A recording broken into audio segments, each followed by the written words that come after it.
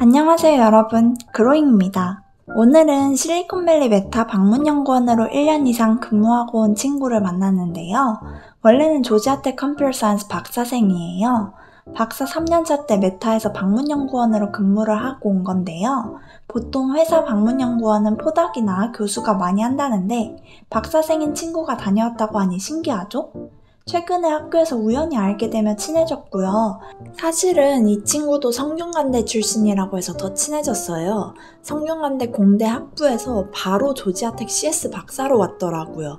그 과정을 에타에서 썰로 풀어서 진짜 유명해졌던 친구고요. 또 끼도 많은데 영어 필기체 연습해서 올렸는데 2주 만에 너무 핫해져서 SBS 뉴스에 실린 적도 있습니다. 아무튼 그 덕분에 실리콘밸리 메타로 근무할 때 어땠는지 이것저것 알려줬습니다. 흥미롭기도 했고 저처럼 궁금해하시는 분들도 있을 것 같아서 공유해보려고 해요. 먼저 연봉은 2억이 넘었다고 합니다. 보통 실리콘밸리 근무하는 인턴들 월급이 1,000만 원이 넘으니 정규직 연봉은 2억이 넘은 것 같아요. 그런데 실리콘밸리 물가 알죠? 원룸 월세가 보통 3,600달러 이상이라고 하거든요. 월세가 400만 원이 넘는 거예요. 아무리 그렇다 해도 연봉이 많긴 많죠? 여기에 스톡 옵션은 따로 줍니다. 그게 또 2억 이상이 된다고 해요. 받고 1년 후에 팔 수 있다네요. 복지는 어땠을까요? 헬스 관련 복지가 있는데 인당 연 3,000달러까지 사용할 수 있었대요. 거의 연 300만 원 이상을 주는 건데요. 엄청나죠? 직원들은 주로 골프 레슨, 테니스 레슨, 스위밍, 필라테스, 요가 등으로 사용한대요. 건강 체크 목적이라고 쓰고 애플 워치나 닌텐도 스위치 링피트, VR 기기도 살 수 있다고 해요. 그래도 연 3,000달러는 다 못 쓴다네요. 그럴 것 같아요. 또 예방접종 등도 다 무료로 맞을 수 있는데요. 여성분들 같은 경우 자궁 경부암 주사도 다 회사 복지로 맞는데요. 교통 관련 복지는 집카를 마음대로 탈 수 있다고 하네요. 회사 내에 집카가 여러 대 있고 평일 9시부터 5시인 근무 시간에만 사용 가능한데요. 친구는 한국에서는 운전을 했지만 미국에서 운전하는 게 살짝 무서워서 안 하고 있었는데 메타가 풀보험도 다 보장해주니까 이참에 마음껏 미국에서 운전하는 거 연습을 했다네요. 아예 근무 시간에 집카를 사용해서 장도 보고 차가 필요한 개인적인 일들 해결하고 저녁이나 주말에 차라리 더 근무한 적도 많대요. 그래서 지금은 운전도 잘합니다. 또 교통비도 지원해주는데요. 얼마나 필요한지 적으면 따로 추가 이유 안 물어보고 교통카드 충전해준대요. 친구는 그래서 그냥 마음껏 충분하게 적었는데 퇴사하고 몇 달 지난 아직도 미국에서 교통을 마음껏 이용해도 충분할 정도랍니다. 근데 사실 메타 다니는 사람들은 다들 좋은 개인차 가지고 있어서 집카도 교통비 지원도 안 이용한대요. 이렇게 메타가 좋은데 여러분 알죠? 요즘 미국이 완전 프리징 마켓인 거. 그래서 작년 여름 인턴 중 리턴 오퍼 받은 사람이 0명이었다고 합니다. 그래서 인턴들이 다들 욕하고 난리도 아니었대요. 원래는 미국에서 인턴을 하면 대부분 리턴 오퍼를 받는다고 했거든요. 그런데 코로나 이후로 프리징 마켓이 되면서 취업 시장 분위기가 정말 살벌합니다. 메타에서 친구네 팀에 있던 분이 빅테크에 15년 있었지만 지금이 가장 어두운 시기다 라고 했다네요. 그런데 친구는 메타에서 방문연구원으로 어떤 업무를 했냐면 컴퓨터 성능을 높이는 방법에 대한 연구를 했대요. 컴퓨터 장비가 오래되었을 때 성능을 높이는 것엔 두 가지 방법이 있는데 하나는 장비를 새로 교체하는 거고 다른 하나는 친구와 같은 엔지니어들이 프로그래밍을 통해 컴퓨터 성능을 다시 높이는 건데요. 기업은 장비를 새로 사는 것보다 이렇게 엔지니어들을 고용해서 성능을 높이는 게 비용 측면에서 훨씬 효율적일 수 있겠죠? 현재 친구가 조지아텍 박사과정에서 연구하는 것도 이거입니다. 아무튼 지금까지는 대화를 바탕으로 제가 정리한 내용이고 지금부터는 친구랑 실제로 나눴던 대화 중 일부분입니다.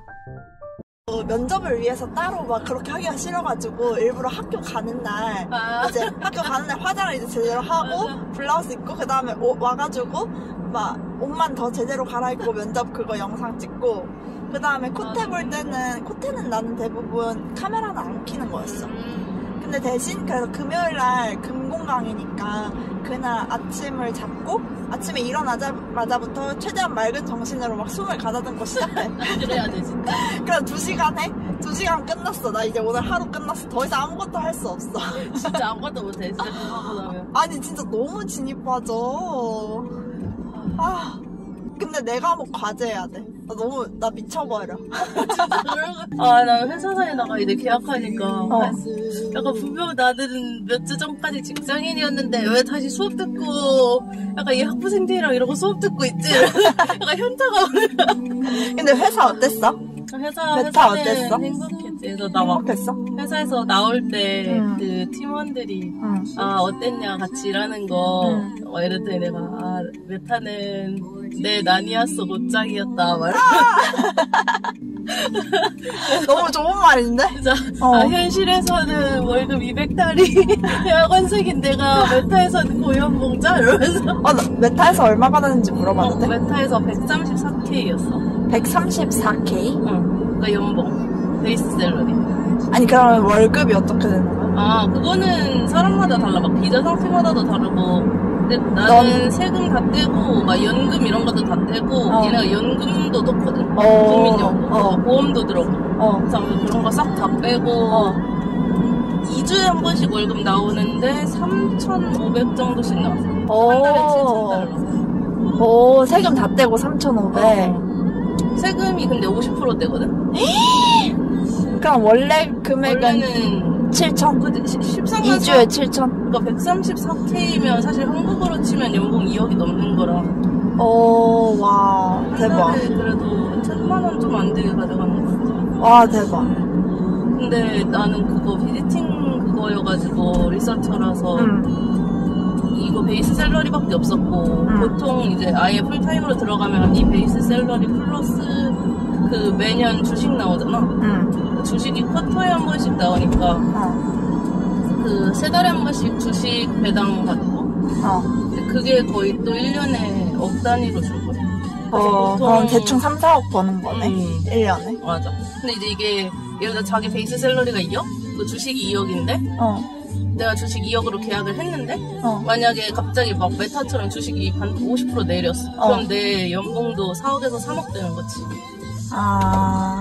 베이스 샐러리는 그대로지만 그 뒤에 그 주식의 가치가 줄어드는. 근데 그 연봉은 실리콘밸리 메타랑 뭐 시애틀 메타랑 다 똑같아? 조금씩 달라. 그 캘리가 제일 세고 그러니까 물가 맞춰주는 거라서.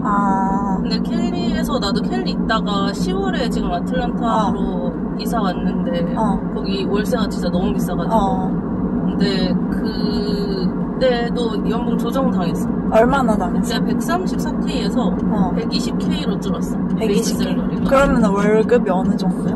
월급이 한 500에서 700 정도 줄어들었던 것 같아. 500 정도 줄어들었던 것 같은데. 500 달러? 달러. 저기. 그럼 별로 안 주네. 한 100만 원 나오는 거니까. 한 100만 원 주네. 1,000달러 주는 거지, 사실. 그 월급이 아니라 주급으로 나와서. 그러니까 나도 주급으로 나도 2주마다 준다고 나와가지고 바이위클리라고 써있어가지고 이건 뭐야 이래. 2주 연봉 나와. 이게 저기가 너무 비싸니까 월세가 너무 비싸니까 사람들이 좀 현금 갖고 있고 싶어 해서. 근데 월세 진짜 미친 것 같아. 너한테 들었을 때. 그래서 나는 한 달에 3,500씩 2번 나오니까 월세가 거의 3,200이었으니까 둘 중 하나는 그대로 월세로 나가는 거고. 월세 계획. 나머지 3,500으로 생활하는 건데 나는 이제 와서 여기서 대학원생 생활도 해야 되니까 좀 엄청 아낀 편이고 그 월세 말고는 돈 쓴 게 거의 없었고. 근데 거기 있는 이제 언니들은 보면은 대부분 그거 다 쓰고 그러니까 들어오는 샐러리로 들어오는 돈은 다 쓰고 저축은 그거 주식으로 저축한다? 라는 마인드더라고. 근데 그분들은 다 정규직인 거잖아. 그러니까 보통 인턴 말고 정규직이 되면 베이스 샐러리는 내 생활비 그리고 그 뒤에 스톡옵션이 내 저축 이렇게 생각하던데. 근데 스톡옵션은 받고 나면 바로 팔 수가 없거든. 그러니까 언제 팔아? 그거 행사할 있는 기간이 막 1년 막 이런걸? 그러니까 받은 시기부터. 그러니까 처음으로 1년 후에도 주식이 되게 높아야 되는 거잖아.